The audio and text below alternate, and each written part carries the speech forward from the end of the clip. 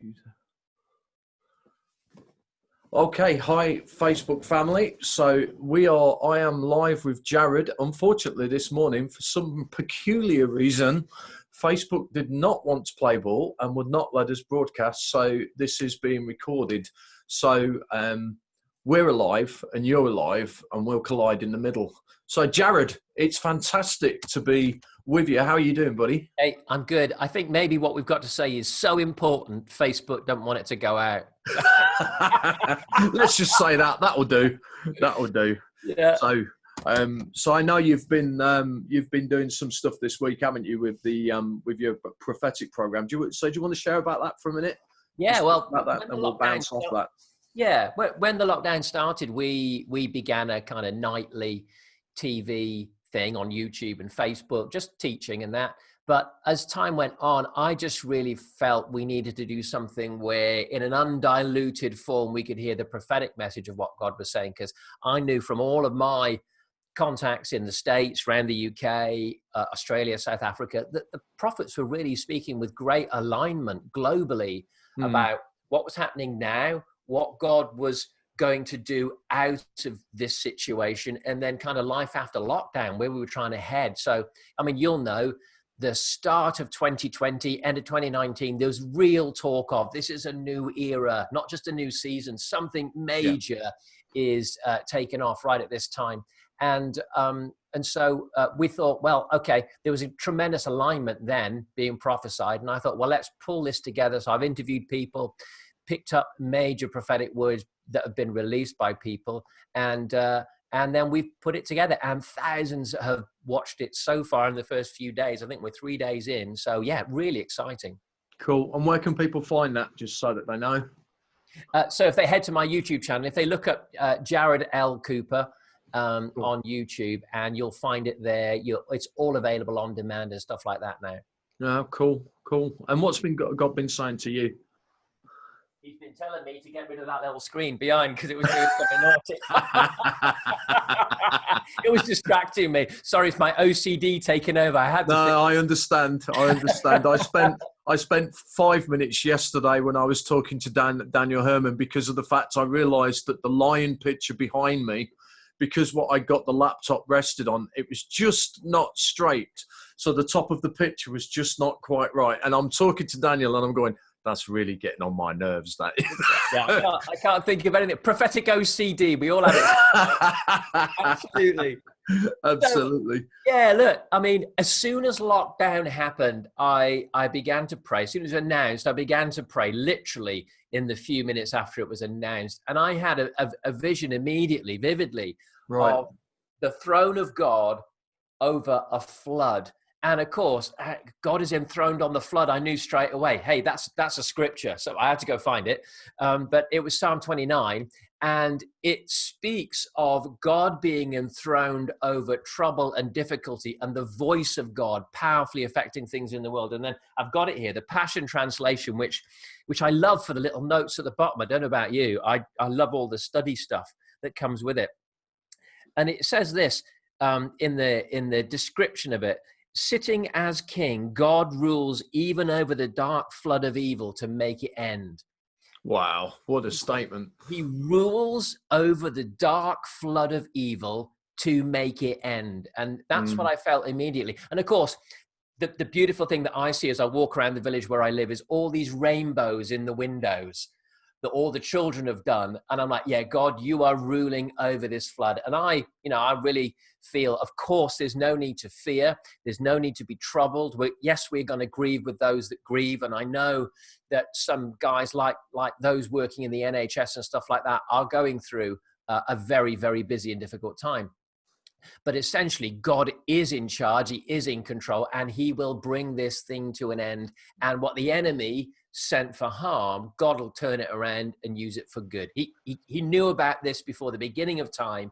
And as with even our own weaknesses and brokenness, he is so clever. He can. Oh, he's a genius. Yeah. He weaves all of the mess of humanity together to come out with something incredible. And you kind of want to go, how on earth did you make that out of that? But that's who God is. He rules over chaos, and he turns it into order. And that's what he'll do in this time. Yeah, it's interesting what you're saying there, because I haven't got the specific text in my memory right now, but there's a verse in Isaiah that I was reading, and I think it was the ISV translation that put it this way: "The day of trouble is mine." The Wow. Lord just says, "The day of trouble is mine," and Yeah. it's just that is actually it says, "The day of the trouble is the Lord's." That's the exact words, and just that sense of it's not God's just not Lord of the good days; He's Lord of every day. And then it goes through and it comes to this point where it says he shuts down the meeting at the wall, and then it speaks about the establishing of the mountain. And I looked in the Hebrew, and actually what it's saying, it says he brings it to a place of birthing, that the mountain speaks about birthing. And just this sense of the Lord saying, in the day of trouble, the day of trouble is actually a day of birthing. And we were, even before we started this recording, didn't we? We were talking about, I mean, there is so much innovation. I mean, even in my own life, I can testify to that I've become more tech savvy in the last 3 weeks than I have You in the probably last don't want to 30 be. years. Yeah. Yeah. I know what you and, mean. and it's like the Lord is delivering his church out of a model of church that was very effective in the day of Wesley, but maybe, well, there's no maybes, is there? There's a lot of room for innovation in this day, isn't there? I mean, have you had any thoughts around that? I've been saying for about a year, I guess, innovate. There's several words that have been really powerful to me. Words like collaboration. And I think you'll find prophets around the world who've been talking about a new level of collaboration, not Yeah, just unity. We're not just talking about unity events, but there's a new collaboration coming to the church where we work together and we don't even care who gets the praise or the results. We're a yeah, team. And so yeah, something's happening with that. One of the other words, there's probably 6 or 7, but one of the others was innovation. And I've been feeling and sensing a new spirit of innovation coming upon the church, because there is a release of a higher level, I think, of the mandate to reach the 7 mountains, to impact society and to bring transformation. So I've been saying for ages, innovation, innovation, innovation, because that's what I feel God has been saying. But now it's almost, we spoke about this when I interviewed you on Tribe TV the other night. God can say it, but I feel like he's enforcing it now, which is yeah, very different. yeah. And I spoke, when we spoke before, about the communication technique called the burning platform. That's right. Um, Yeah, and the idea is like this: if I'm stood on an oil rig and there's a guy stood next to me and I say, jump into the sea, well, there's going to be an argument. He's going to go, why? You crazy. There's going to be a big conversation before he'll do anything that I ask. But then the communication technique says, well, set fire to the platform and then tell him to jump into the sea. Suddenly there's no argument. It becomes the obvious thing to do. It's a communication technique where it cuts down the amount of argument and resistance, and all the late adopters and the slow adopters suddenly catch up. And that's what God's doing right now. He's making us suddenly catch up with yeah, this new world where communication is very, very different. It flies through the air. It's on demand. We're connected in ways we never were before. There is a harvest field waiting on the mountain of the online world. yeah, And of course, we can all reach it for peanuts, which is yeah, incredible. So there's a harvest waiting in the online world, especially think of our British society, where we do still live in our little castles, right? yeah, We're not living. I grew up in the Mediterranean, where multiple generations live under one roof. But the reality is today that in Britain, we still live, kind of nuclear families in our homes. But media, and especially now the internet, can reach right into a home and bring transformation. So I yeah, believe God set fire to the platform of the old way of doing church. And he's saying, right, it's not that we're never going to gather again or pray again or use some of the tools we used before, like Alpha and all these other wonderful things. But definitely God is forcing us to innovate. So I would say to leaders out there, don't hunker down and wait for it to be over. Use this yeah. moment Preach it. to learn and stretch your own heart and go, okay, let's find different ways of doing things, because actually there's power in the learning curve of it all. Yeah, And so I think he's enforcing innovation on us. And in fact, something I saw just the other day, I began to see things like the Eiffel Tower and great ironwork structures. And I I was thinking and praying at the time about, like the Industrial Revolution and stuff like that. There came a time when new methods and new materials led to a whole new wave of doing things because there was a new availability of certain methods and materials. There it is.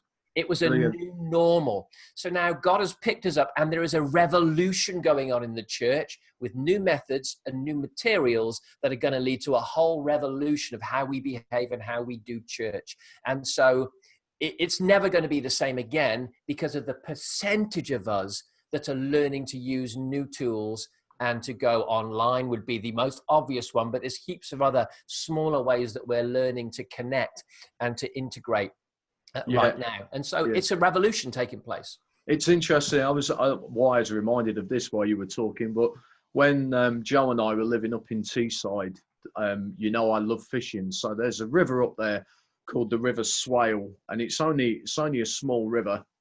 And I'm doing everything that you do when you're fishing. I knew I'd got everything right, and nothing's happening. I wasn't getting any fish, and I just thought, I'm gonna climb that tree and have a look. And it's a chalk stream, so you can see to the bottom of the river. You know what's there. So I climb up this tree and I look, and the area where I was fishing, I mean, there wasn't a fish for miles because the river's only really, really shallow. And I was doing all the right stuff. I got the right bait. I got the right rods. I knew what I was doing, but I was fishing in the wrong place. And I had to pick up all the gear, and I moved about a mile up the river, found some fish, and then started catching. And I think one of the challenges that we've got right now is I hear people say, we're not connecting. There's a generation we're not reaching, and we're not connecting to them. And then I'll go out with my daughter, and she'll be there with her friends, and they'll be sitting there, they'll be communicating with each other. And how are they doing it? They're doing it like this. And I remember saying to her one day, I said, do you not want to talk? I am talking to my friends. And they are talking to each other face to face, but they're also, whilst they're with each other in the same room, they're also in the internet world as well, in the virtual world as well. And I think one of the challenges that the church has got is we're trying to reach people in a place that they're not. And we've got to go to them. I mean, you can wait, and eventually they might wander up the river and you'll find them eventually. But I think I've heard a couple of pastors have said to me, I don't touch social media. I'm not getting into all of that. And I think, well, you're a fool. That to me is foolishness, because we're called to pastor people, prophets, whoever. We're called to lead and pastor people. And if you're going to lead and pastor people, you've got to lead them where they are. Yeah, and you've got to go into that world. You have got to go into that world, and you've got to have an effective voice. And I've been watching some other stuff. Well, I don't know how comfortable I am about the amount of Christian stuff there is appearing online. And I nearly responded and said, but you are happy with all of the non-Christian stuff that there is online. So do you know what I mean? It's like it's that old thing, isn't it? The champions of the old can become the critics of the new. And we've all got to try and innovate and keep our hearts supple, haven't we, to make sure that we don't get so married to our way of doing things that we're not willing to embrace the innovation and the new things that God's bringing, isn't it? It's a big deal, isn't it? Yeah. I mean, the idolatry of method is what kept Moses out of the promised land. Wow, what a statement. So the story. We all know it. God said, strike the rock the first time, and he struck the rock. Then the second time he changed the method. He said, speak to the rock. Moses struck the rock, used the old method instead of living out of intimacy, which is, I know, some of the stuff you've been talking about. And the idolatry of method kept him from the promised land. Wow. In other words, if we fall in love with how we do things instead of why and for whom we do things, we're in idolatry. And I do believe God's dealing with idolatry in the church right now, in all of us, in me, my own personal hankerings for how I like things to be. And we lose that sense of adventure, trying new things, experimenting, exploring. Even some people, they think they're backslidden. They're not. They are just psychologically bored. Isn't that the truth? I'm serious. The psychology of it is this, that we all need to do new things because it literally rewires our brain in fresh ways. Yeah. So many people, they live for 20 years, but they don't have 20 years experience. They have 1 year's experience 20 times.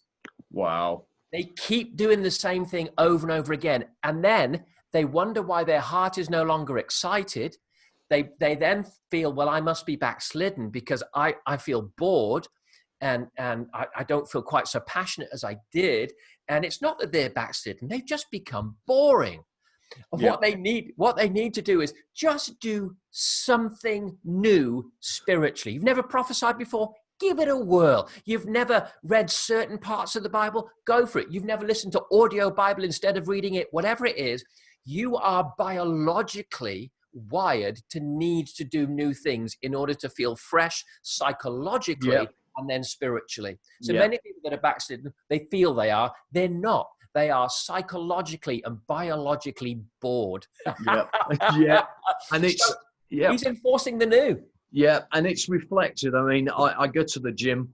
I've got a personal trainer down the gym, and he I'll do a program for 4 weeks, and then we reconfigure the program after 4 weeks, because physically your body adapts to the program, and it ceases to have the impact.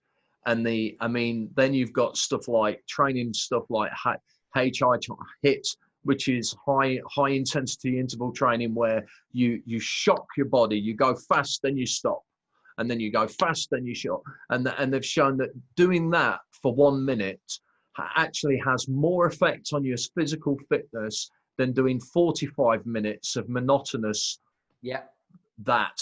And I mean, there is so much stuff that God has actually built into the physical biology of human beings. And yet we get exactly that. We get stuck in that, and we run the same program. And I'm reminded of a really heartbreaking story, really, when I think about this. We went through a building restoration many years ago when we were running the church. And what happened was I'd been renting an office in an old United Reformed church. And to get to it, I had to walk through what was effectively a derelict school hall. And we negotiated with the church there and said, will you let us restore this and use this for our meetings? And they said yes. So we went through the process, got it all restored. It hadn't been used for years. I mean, decades. It had just been laying derelict. And it was all refurbished. We got it all redone. And bless him, one of the elders of the church, he came in and he stood there and he looked and he said, this looks so fantastic. And he started to cry. And I said, what are you crying for? He says, I don't understand it. I says, what's that? He says, we used to have queues of people waiting to get into the building. And he says, we're doing exactly the same thing now that we were doing 20 years ago. Everything's the same. And yet the people don't come anymore. And I listened to him and I thought, in his heart, what he was saying is we're being faithful, but what it said was we've got stuck and we've not moved with the time. And I remember one of my first experiences of prophecy. Actually, it's in the church I'm in now. It was 20 years ago, and the then vicar, he opened the platform. He wanted to get some prophecy moving. And it was the evening service. There was somebody from Nottingham who came to help this all happen. It was probably more like 30 years ago. And this dear lady said, if the evening service, like most Anglican churches at that time, was more free, more charismatic. So the morning was with the organ, the evening was with the full team that we'd all be familiar with. And they opened the platform for prophetic words. And this dear lady, she comes up, takes the microphone, and she says, I, the Lord, love the organ, but I don't like the drums and the electric guitar, says God. And then she goes back and sits down. It's like, I've never forgotten that. But that's it, isn't it? We can be so stuck. We've got to get unstuck. I mean, take worship, for example. I think, is it Mark 6 or 7, somewhere around there? Jesus himself, so it's written in red, you've got to accept it, right? Says this shocking phrase. He says, they worship me in vain. Wow. So Yeah. you can even be worshiping Jesus in your song. He can be the focus, but it can be in vain. And it goes on to say that it's because your way of worship is just rules taught by men. And so Wow. you've disempowered yourself from the true gospel. So even if you use my name, it doesn't mean you're a Christian. In the Wow. sense of, it doesn't mean you're living in the fullness of it. Just because the song's about Jesus doesn't make it vibrantly filled with the power and the glory of the gospel. It Wow. has to be intimate with God. It has to come from the breath of God. Man doesn't live by bread alone, but by every word that proceeds from the mouth of God. There is a word proceeding from the mouth of God for you and I right now that is sustaining us. Yeah. When I ride on that word, I'm alive. When I Yeah. make Come a on. religion out of that word, so it's the same word from 20 years ago, and I just keep repeating it because I enjoyed it 20 years ago, I've fallen in love with the word instead of being in love with God. And so Wow. we lose it. And I turned 50 2 days ago. Wow, wow, wow. Can you believe it? So uh, here's a danger. Again, let's look at biology and psychology for a moment. As you get older, you start to use a different part of your brain. Early in our lives, we live from imagination. My son is 11. He thinks he can be anything. He's going to be a chef, a musician, an Olympic athlete, and you name it, NASA astronaut, all before he's 21 years old. Yeah. It's imagination, and then you run towards it. But as you get older, there's a shift in your brain. You move from the creative, imaginative part of your brain over to memory. And here's our great danger. We start to live out of memory instead of imagination as we get older. So as a Yeah. 50-year-old church leader that's been in ministry 30 years, my greatest danger is as soon as I face a problem, I go to my memory banks instead of to the Spirit of God or my prophetic That's a imagination. good word, Jarrod. Well done. Yeah. So I open up the filing cabinet and I go, I've done this before. Need to see more people saved? Right, let's go through it. Alpha. Okay, and I've got all my little list of food bank. And how's that? I've got all my ways of running services, doing things, and they're all now at 30 years in ministry in my memory banks. And so I get to the idolatry of memory as well as method.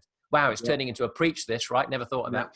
It's the idolatry of memory. In other words, I didn't need to ask God. I just go back to my memory banks and ask my memory banks. And that, again, is what causes us to live this Christianity that is in vain. It's a waste of time. You might as well have played golf on Sundays instead of doing that. Yeah. We need to stay in the fresh place of God speaking, because that's where the life is. Yeah. Yeah. I mean, it fascinates me. It's something that you heard, but I think I spoke about it when we interviewed this thing at the beginning of last year, actually, January last year. I was in Pasadena and I was speaking at a prophetic conference over there. And the Lord said to me, he says, I want you to speak about killing the spirit of franchise. And I think one of the things that I've watched in leadership, in church leadership, and I've not been in church leadership that long compared to many, some have been around before Moses. But you have this dynamic that you get around long enough to begin to see the patterns.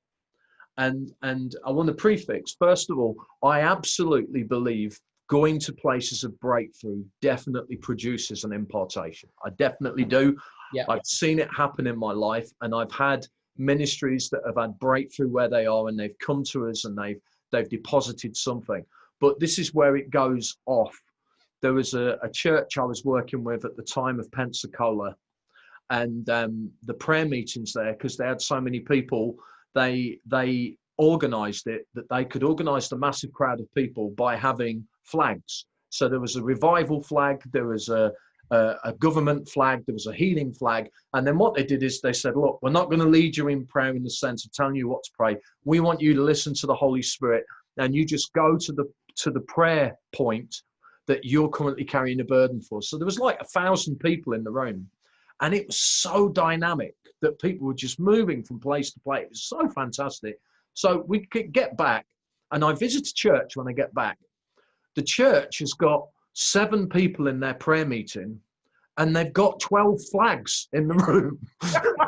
And it's like, because of course it was the flags that produced the move of the Spirit. And then you got another dynamic where you go to another context, and their part of their culture is they've started soaking and spending time in the presence of God. That's great as well. But it wasn't the soaking that produced the move of the Holy Spirit. It was obedience to God that produced it. So now suddenly you turn up, everybody's coming to the prayer meeting with pillows and sleeping bags.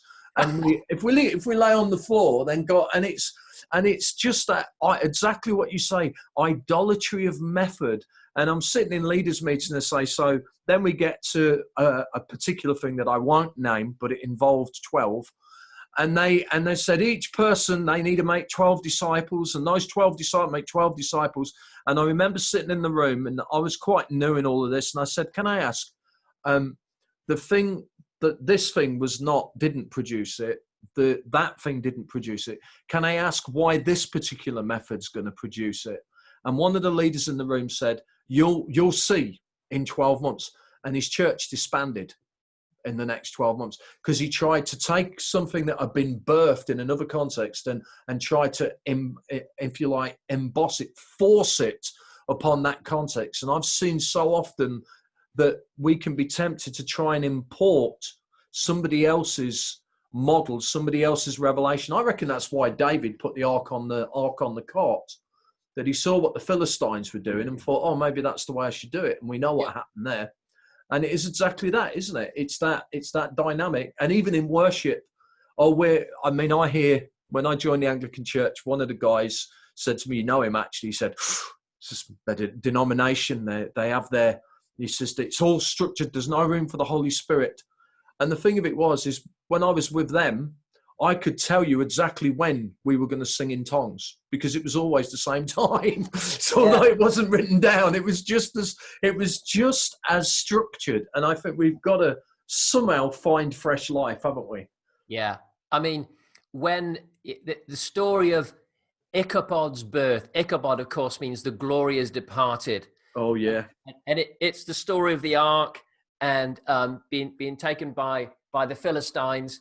And this is the thing. Israel was fighting the Philistines, but they'd lost God. And this was the language in one of the translations. It says that they said, let us bring the ark of the covenant that it may save us from our enemies. Yeah. Because the ark had always been around in moves of God, they began to equate the ark almost as powerful as God. In other words, the method that God once gave is as powerful as God himself. But wow, no, it is. So the glory departs the moment we treat the method as equal to God. Yeah. Yeah. And so what happens is we get lots of people that think certain things are holy or unholy. And they're not at all. They're just things. You know, how long you sing for. Yes, when you're singing in the Spirit happens, or if it never happens. The times of your meetings, how we dress, how we converse, how we speak. None of these things are holy or unholy. They're just things. And so it is getting back to that stream of God. What are you saying right now? What do you want to do? I want to hear you. I want to see what you're doing, and I want to do it. And here's the other thing that confuses us is God moves on real quick. So, man, this is turning into another preach. I've got another one, the idolatry of moment. That's really good. We turn a moment. It's like, you know, Peter, James, and John up the mountain in Luke 9 with Jesus. Let's stay here, build tabernacles. You know, franchise it. Yeah, franchise it. You know, we're the glory movement now. We're the glory boys. And of course, that is what happened because, of course, they got down the mountain. They've had about 3 minutes with Elijah, and they start trying to call down fire on the Samaritans. In other words, being in the glory doesn't stop you being a plonker. There's a tweet right there. That's right. It's like we think, well, I've met God, therefore everything about me is now theologically and it's sound. And it's like, no, you can still be an idiot. You can perform a miracle 1 minute and be a complete idiot the next. But Jesus keeps moving on. I mean, can you believe it? 3 years, 3.5 years of ministry, and then he's shifting to his next phase. The amount that he accomplished in 3.5 years. And then he said to those youngsters that we wouldn't trust today, essentially, okay, we're 3.5 years in. We've had a wonderful revival. I'm resurrected, but I'm off now. I'm retiring, and I'm going to empower you from a distance. Like, no, we need to build stability. Give us another 20, 30 years of input. We are still thick. We still don't know what to do. You know? And they were thick, because he was saying, go into all the world. And then the moment that Pentecostal fire fell in the book of Acts, they sat there having a Jewish revival for ages until God scattered them through persecution all over those straight Roman roads and turned the world upside down. But they were so thick, they didn't even realize this fire that's come, we're supposed to go with it. Yeah. So God is so risky. He is such an early adopter. He moves so quickly that we struggle to keep up. And so he has not just pressed the reset button, he smashed it. He set fire to the burning platform of our memories and our moments and our methods. And he said, right, now will you come alone, listen to me, and cause you to innovate for this new season. I believe we're coming into one of the greatest seasons the church has ever had. And it's not in spite of the dark and difficult. It's actually God's going to use it. It'll be because of the dark and difficult that we're forced to go find him again and find ways to walk with him. That's what I think is going on. Yeah, brilliant. Well, this has been absolutely, I think I've been more blessed than anybody else. I'm inclined to keep this video to myself. Fine by me, mate. It's funny. Obviously, I don't know whether you've met Sean Foyt. He's a worship leader from the United States. He's a great guy, and he made this statement to me. He said, you know, in worship, sometimes what people call the presence of God is not the presence of God at all.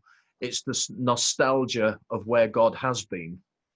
And when they go into a place of worship, what they're actually doing is they're having a nostalgic moment of an encounter they had 20 years ago, but there's nothing fresh about the moment that they're in now. And obviously there's some value in remembering what God's done. That goes without saying. But I do think we do need to be careful of not worshiping the old. I mean, I've even had a comment, we need a lamb, but I had somebody comment say, we need to honor the old. And of course, the way that God honored Moses was by telling Joshua, Moses is dead. You